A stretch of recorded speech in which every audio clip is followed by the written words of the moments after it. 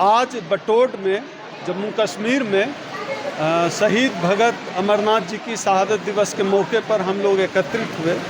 असल में क्या है कि इनकी कुर्बानी SC ST OBC समाज के हक अधिकार के लिए हुई और दिलचस्प ये है कि छोटे मोटे दूसरे जगह के लोगों को तो यहाँ याद किया जाता रहा, लेकिन इनकी कुर्बानी को भुला दिया गया।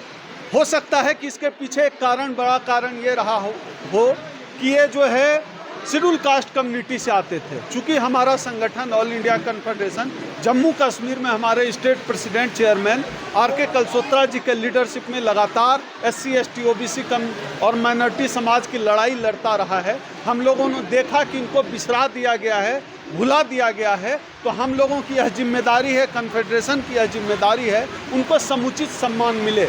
दूसरे शहीदों के मुकाबले हमारे शहीदों की शहादत का सम्मान कम क्यों होता है, यह सवाल हम पूछना चाहते हैं।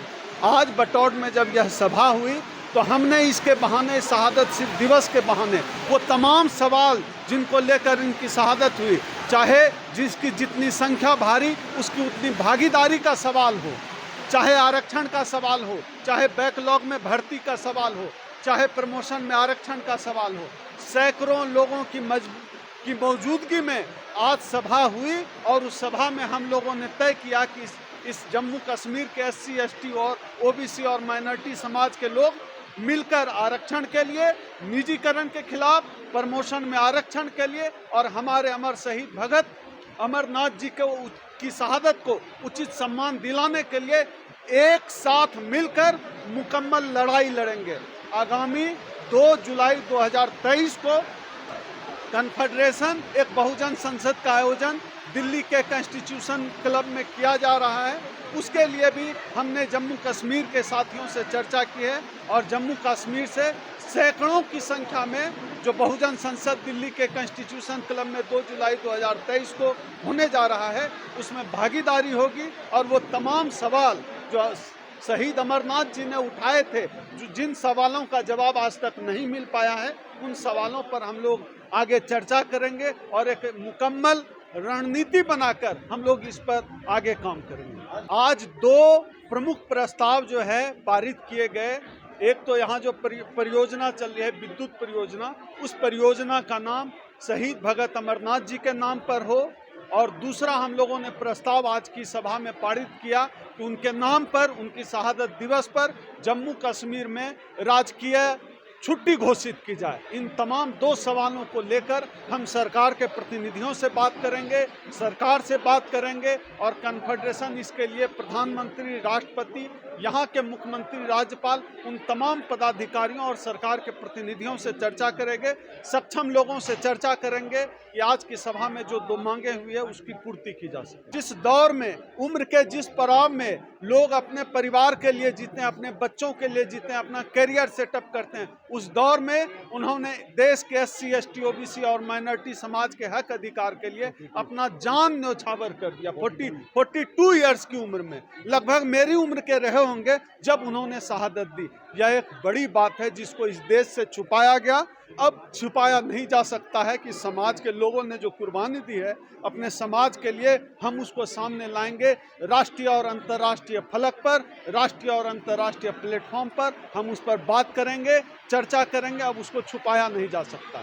कन्फेडरेशन लगातार पिछले 2-2.5 साल से यह लड़ाई लड़ रहा है कि देश की नई संसद भवन का नाम बाबा साहब डॉक्टर अंबेडकर के नाम पर हो। देश के SC ST OBC और माइनॉरिटी समाज ने इसके लिए पूरे देश में 40 से ज़्यादा राउंड टेबल कॉन्फ्रेंस देश के 14-15 राज्यों में आयोजित किए और पूरे देश के बहुजनों की आवाज़ है, SC ST OBC और माइनॉरिटी समाज की आवाज़ है कि देश की पार्लियामेंट का नाम बाबा साहब से बेहतर कुछ हो नहीं सकता। अभी वर्तमान में जो सरकार है, इस सरकार की दिलचस्पी इस ओर नहीं दिखती है, क्योंकि यह सरकार, हमें लगता है, कन्फेडरेशन को आधिकारिक तौर से लगता है, यह सरकार मनुवादी विचारधारा से प्रेरित है, SC ST और OBC और माइनॉरिटी के खिलाफ है। क्यों ऐसा है? इस देश की संसद भवन का उद्घाटन राष्ट्रपति के हाथों किया जाना था, उसका उद्घाटन प्रधानमंत्री ने करके पूरा उसको चुनावी इवेंट बनाकर रख दिया। राष्ट्रपति को नहीं बुलाया गया। क्यों नहीं बुलाया गया? कन्फेडरेशन यह पूछना चाहता है, क्योंकि वह आदिवासी महिला है। आदिवासी महिला अगर नई संसद का उद्घाटन कर देगी तो मनुस्मृति की पवित्रता भंग हो जाएगी। कन्फेडरेशन नई संसद भवन का नाम बाबा साहब डॉक्टर अंबेडकर के नाम पर हो, इस लड़ाई को भी लगातार लड़ रहा है। और 2 जुलाई को हम जब दिल्ली में बहुजन संसद बुला रहे हैं, उसमें भी मांग उठाएंगे, जिसमें जम्मू कश्मीर से भी सैकड़ों की संख्या में लोग जाएंगे। देश में यह पता चलना चाहिए कि किस जाति के लोग, किस समाज के लोग देश के संसाधन में उनकी कितनी हिस्सेदारी है, कितनी भागीदारी है।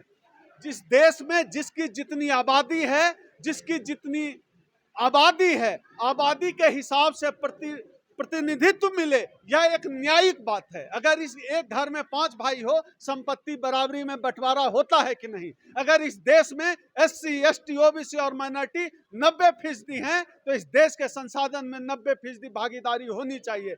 क्या कारण है इस देश में आज मीडिया में इस समाज की भागीदारी नहीं के बराबर है? क्या कारण है कि जुडिशियरी में, हायर जुडिशियरी में इस समाज के लोग नहीं है, वाइस चांसलर नहीं है, कंपनी के CEO नहीं है, हर जगह से हमारी भागीदारी गायब है। इसलिए इसको तब तक स्पष्ट नहीं किया जा सकता जब तक इस देश में जाति जनगणना नहीं होगी। इसलिए जाति जनगणना के सवाल पर हम लोग मुखर हैं। इस देश में जाति जनगणना होनी चाहिए और जिसकी जितनी आबादी है उसके हिसाब से सबको भागीदारी मिले, ऐसा हम प्रण लेते हैं। अगर भेदभाव नहीं है तो कोई बताए कि इस देश में SC, ST, OBC की आबादी 90% है, एक भी जज क्यों नहीं है? इस देश में जितने भी सेंट्रल यूनिवर्सिटीज हैं, सेंट्रल यूनिवर्सिटीज का इस देश के एक भी दलित आदिवासी वाइस चांसलर क्यों नहीं है? कोई जवाब देगा इस बात का? आज भी इस देश में मूंछ रखने पर, घोड़ी पे चढ़ने पर, मटका छू देने पर हत्या होती है या नहीं, इस बात का कोई जवाब दे। इसी गैर बराबरी के खिलाफ हमारी लड़ाई है, कन्फेडरेशन की लड़ाई है। केंद्रीय स्तर पर हम डॉक्टर उदित राज जी के नेतृत्व में और जम्मू कश्मीर में हमारे चेयरमैन RK कलसोत्रा जी के नेतृत्व में इस लड़ाई को, समानता की लड़ाई को, भेदभाव के खिलाफ इस लड़ाई को, भागीदारी की लड़ाई को, हक हुकूक की लड़ाई को लड़ी जा रही है। इस देश में कानून का पालन कितना किया जाता है सबको पता है।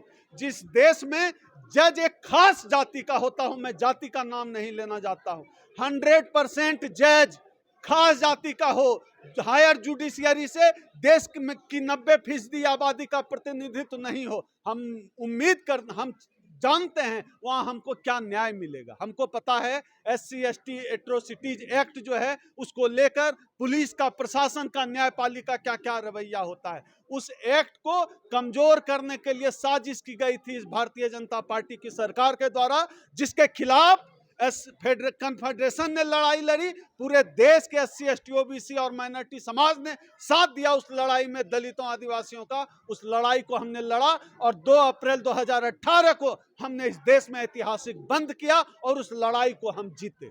परिवार की सहायता के लिए सरकारी स्तर पर एक बड़ी सहायता मिल सकती है। हम सरकार के प्रतिनिधियों से वार्तालाप करेंगे, चिट्ठियां लिखेंगे, राज्यपाल से बात करेंगे, प्रधानमंत्री को चिट्ठी लिखेंगे, राष्ट्रपति को चिट्ठी लिखेंगे और वो तमाम जितने भी विभाग हैं उन विभागों से संपर्क करके परिवार की सहायता के लिए हम लोग भरसक प्रयास करेंगे। और अगर कोई ऐसी जमीन उनको अलाट की है और उनको कब्जा नहीं मिला, इसके लिए आंदोलन भी किया जाए। हर जगह तो एकता हम तो चाहते हैं कि इस देश का SC, ST, OBC माइनॉरिटी समाज एक मंच पर आ जाए, सब लोग मिलकर लड़ें, एक बड़ी एकता बनेगी, तभी हम बड़ी जीत हासिल